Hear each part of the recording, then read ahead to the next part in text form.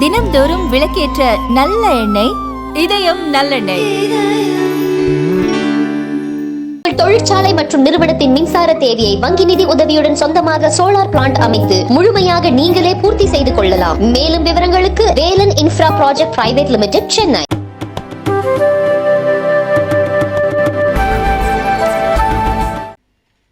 Honorable Governor of Tamil Nadu, Sri R.N. Raviji, my good friend Mahesh Chandra Sharma, who has put together this monumental work of Deen Dayalji's collected works, and Dr. Nirmala Arul Prakash, who has been interacting with me for the last few months, and I have been continuously knowing about how Dravidianism developed as a philosophy and turned into destructive politics from my interactions with her. And Sri Vasudevan Bhaskaran, who was the heartthrob of all of us, when he won the Gold Cup, we all felt so proud. I never thought I would be sharing my platform with him one day. From what Mahesh Chandra Sharma explained, one shocking question that should have arisen in your mind is, did such a person exist in Indian politics? Could there be in Indian politics a personality like Deen Dayal Upadhyaya who spoke about philosophies, who spoke about society, who spoke about the world, who spoke about what connects the different dots and turns a human being into a part of a whole cosmic system? He existed in politics. And that is how politics was in those days. Before 1969, politics in India was a great calling. It became power-centric. It became a matter of business. It became a matter rooted in corruption only by one event, that was the split in the Congress party. When the Jansangh was very happy about the split in the Congress party, a great nationalist and a seer who shaped all of us, Guruji Golwalkar, said this is one of the worst developments to take place in India, because India is not ready for a post-Congress situation. See how a nationalist sees. That's how Deen Dayal Upadhyaya rose above politics.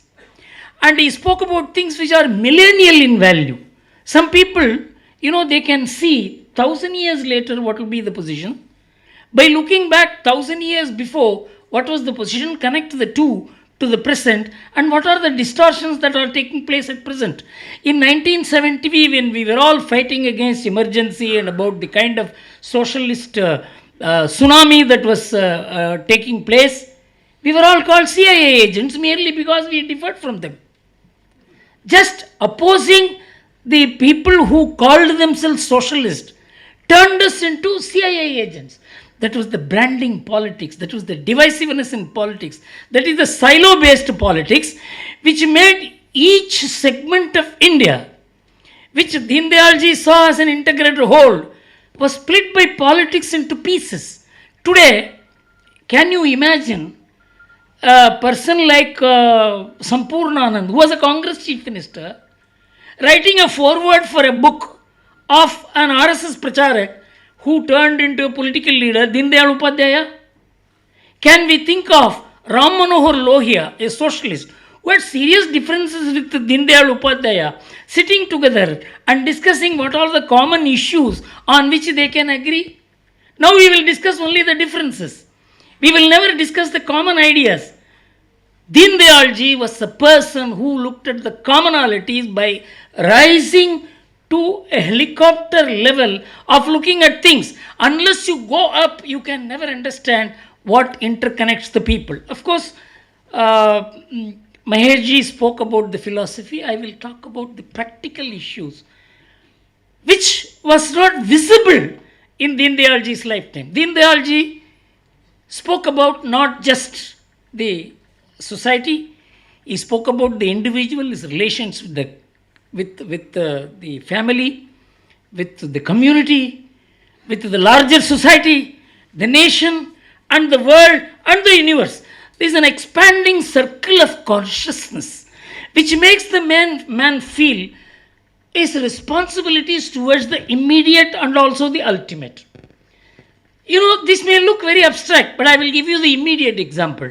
In 1960s, when Dindayal Upadhyaya was expounding the integral humanism, the world was mesmerized by capitalism and communism. Many people think capitalism and communism are two distinct and contradicting philosophies. No!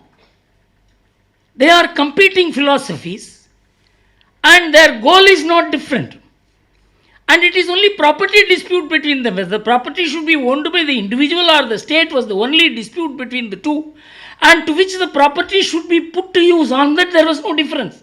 That is what has resulted in enormous amount of environmental destruction, split, and the kind of the chaos that we see today, making people irresponsible to think about their rights without thinking about their duties. And this is where we need to have a combined study of Mahatma Gandhi and Dindayal Upadhyaya. They source the entire human behavior, human life, on the duties of human beings. The duties include rights. Rights do not include duties. When H.G. Wells asked Mahatma Gandhi to sign the Universal Declaration of Human Rights, it was at that time that was the craze. And Mahatma Gandhi wrote a simple letter.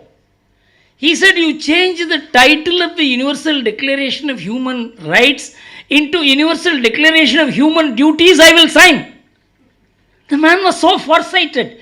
Today we have produced a model, the Western model, the American model, the European model, the socialist and the capitalist model, which is resting on rights, which has resulted in complete destruction of the families, the societies, the interpersonal relations between human beings.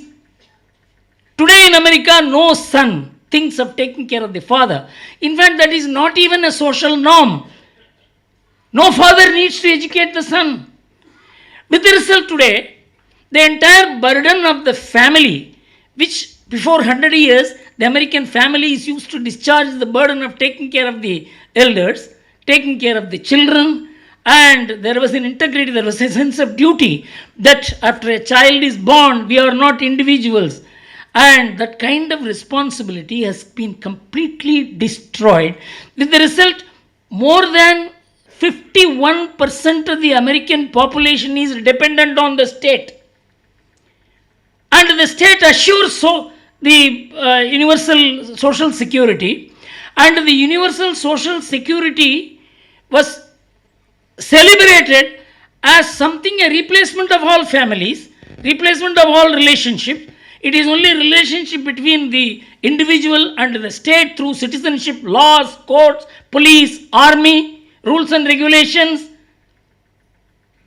With the result, today in America, the future social security obligations reduced to the present day value is $63 trillion. America is insolvent. They don't have $1 to meet this liability. When Dindayalji spoke about families, relationship, duties, responsibilities, an integral approach to life which connects not only human beings but also human beings with nature, something which the West never thought of till Lynn White wrote in 1965, at about the same time as Dindayalji, that the Abrahamic religions have destroyed environment in the world. Because they thought nature is different, it is for the enjoyment of man. Our philosophy taught us, Dindayalji told us, Mahatma Gandhi told us, all our seers told us, you are part of nature, you are not independent of nature. You will live if the nature lives.